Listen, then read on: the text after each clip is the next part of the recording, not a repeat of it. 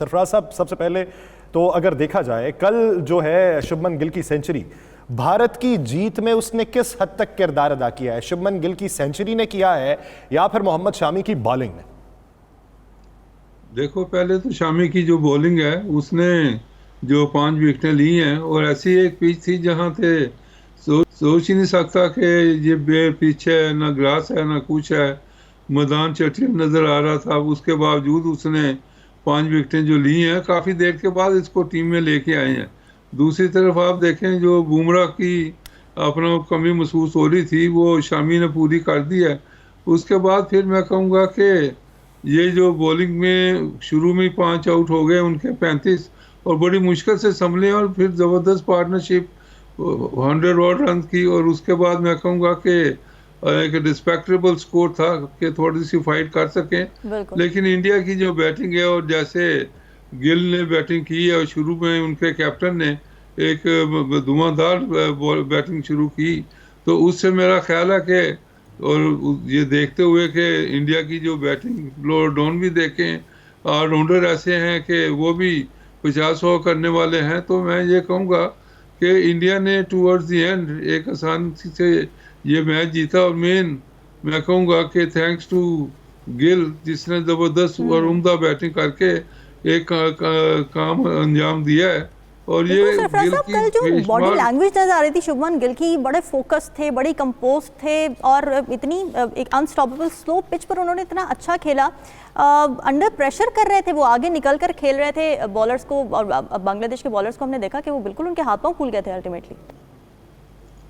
देखें, जब आपकी बैट्समैन अच्छा खेल रहा हो और उसके बाद फिर जो पिच थी वो भी इतनी खतर खा बॉलरों के आंख में नहीं थी, और गेंद ज़्यादा टर्न भी नहीं हो रहा था, ऑफ द विकेट मूवमेंट भी नहीं थी, तो बड़ा आसान रहा उनको अपना ये निकल के जो ड्राइव कर रहे थे, फिर 1-2 छक्के भी लगाए उन्होंने।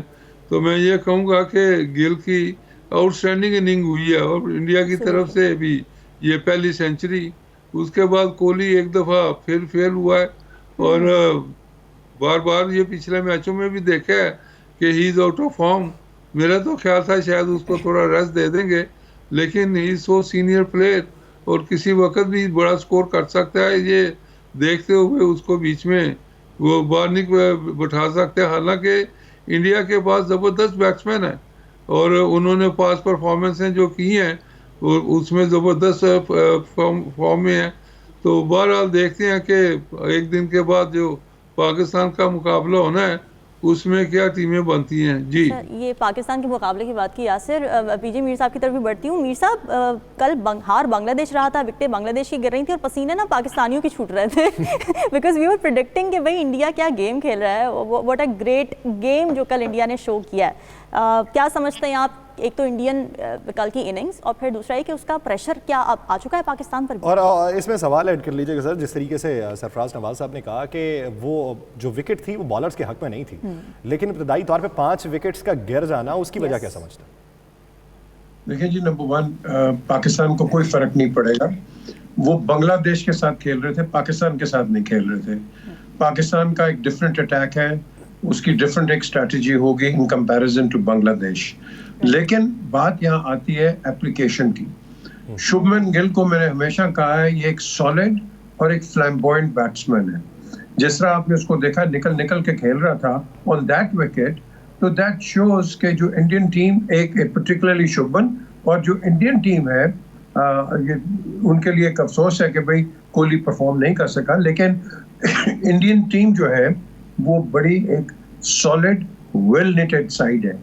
और जिस तरह भी सरफराज बात कर रहे थे कि उनके तो सारे बैट्समैन खेल सकते हैं, कहीं भी खेल सकते हैं वो, और उनकी बॉलिंग आपने देख ली है। शामी, ये इसका थोड़ा सा पैच है, अब देख लो 5 आउट कर गया। फिर उसके बाद आपके पास बुमराह है, और इस आपके वो एक बड़ी अच्छी वेल नेटेड साइड है। तो जब बात आती है कि एक दिन के बाद क्या होगा, हमें फोकस करना है, इंडिया के आगे फोकस करना है। हम पिछले मैच के अंदर फोकस नहीं किए। एंड में कितना था, 50 रन का डिफरेंस आया।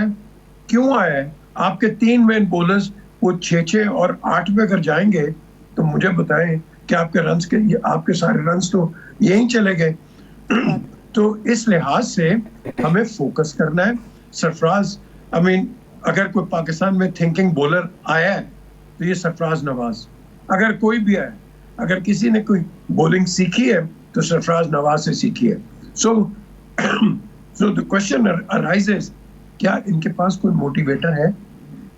इनके पास कोई ऐसा बंदा है कि जो इनको जाके रीजुमिनेट करे, इनको जाके रिफ्रेश करे? टैलेंट सब में, सिर्फ रिफ्रेशमेंट की बात चाहिए और साथ साथ आपको चाहिए कि इनमें कॉन्फिडेंस दे। ये हमारे अंदर लैक करता है। ये कोचिंग छोड़े, इस लेवल पे जो आ जाता है वो एबिलिटी पे आ जाता है।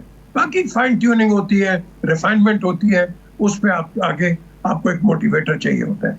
अनफॉर्चुनेटली वो चीज़ हमारे अंदर नहीं है। सर मेरा सवाल वही बांग्लादेश के हवाले से कि अगर वो बॉलर्स के हक में पिच नहीं थी तो इब्तदाई तौर पे 5 विकेट्स का गिर जाना, उसकी मंतिक क्या थी? देखिए, एप्लीकेशन है, आप लाइन एंड लेंथ पे रखें। क्रिकेट वनडे की क्रिकेट है, लाइन एंड लेंथ। कप्तान दोनों साइड पे फील्ड नहीं कर सकता। ये इतना कोई आउटस्टैंडिंग को बॉलर नहीं होता जो 6-3 पे करे, हमेशा 5-4 पे चलती है नॉर्मली। एक आप दो स्वीपर्स रखते हैं और उसके बाद 5-4 पे आप गेम खेलते हैं अपनी। वो उन्होंने बिल्कुल टारगेटेड बॉलिंग की है, विकेट टू विकेट। और वो आपने देखा है कि बैट्समैन को प्रेशर में ला के वो उसने 5 आउट कर दिए। ये भी तो देखे ना कि बैट्समैन खुद आउट हो रहा है या बॉलर आउट कर रहा है। ये 2 चीजें बड़ी इंपॉर्टेंट होती हैं जब आप किसी बैट्समैन को या किसी साइड को आप एनालाइज करते हैं। कि बैट्समैन एक तो कई होते हैं अपनी विकेट फेंक देते हैं, एक होता है कि उसको बॉलर आउट कर देता है। इस चीज को देखना है। सो उस लिहाज से हिंदुस्तान ने बहुत अच्छा खेला है, उसने फोकस अपने आप को रखा है और उस विकेट के ऊपर मैं समझता हूँ कि great credit to that Indian team, you can't take that away. बिल्कुल ऐसे ही है। और सरफराज साहब, ये बड़ी इंपॉर्टेंट बात है, जैसे कि बैट्समैन के भी एक एटीट्यूड का हवाला भी दिया कि बॉलिंग जैसी भी हो रही हो, बट अगर बैटर का एटीट्यूड, जैसे कि हम इंडियन बैटर्स को देख रहे थे कितने वो कॉन्फिडेंटली खेल रहे थे और आगे बढ़ के जो बॉलिंग हो रही थी उस लिहाज से बहुत ज़्यादा मौका था आउट होने का, लेकिन वो इतने कॉन्फिडेंस के साथ प्रेशर में बिल्कुल भी नहीं, बॉलिंग को उन्होंने अंडर प्रेशर रखा। रोहित शर्मा हिटमैन सरफराज साहब, और 522 रन उन्होंने बना लिए कल 11 मैचेस चैंपियंस ट्रॉफी के। तो क्या समझते हैं कि मुस्तफीज़ को जिस तरह उन्होंने समझकर बॉलिंग की, क्या कुछ है हमारे लिए भी सीखने के लिए? एटीट्यूड की बात की जाए, कॉन्फिडेंस की बात की जाए। देखें, इंडिया के लिए जो पिच बनी थी वो एक टेलर मेड पिच, मैं कहूँगा कि जिसमें ये एक बैट्समैनों के लिए पैराडाइज उन्होंने बना दी कि जो बैट्समैन इंडियन के हैं वो स्कोर करेंगे, जितना भी स्कोर कोई दूसरी टीम का आ जाए। जैसे कल मैच था बांग्लादेश से, तो बड़ा स्कोर भी होता तो ऐसी पिच थी कि इंडिया के लिए कोई प्रॉब्लम नहीं पड़नी थी। और उसमें देखें, ना तो स्पिन थी और ना ही मूवमेंट, ना ही घास। तो यही इंडिया चाहता था कि ऐसी पिच उनके लिए हो जो उनको सूट करे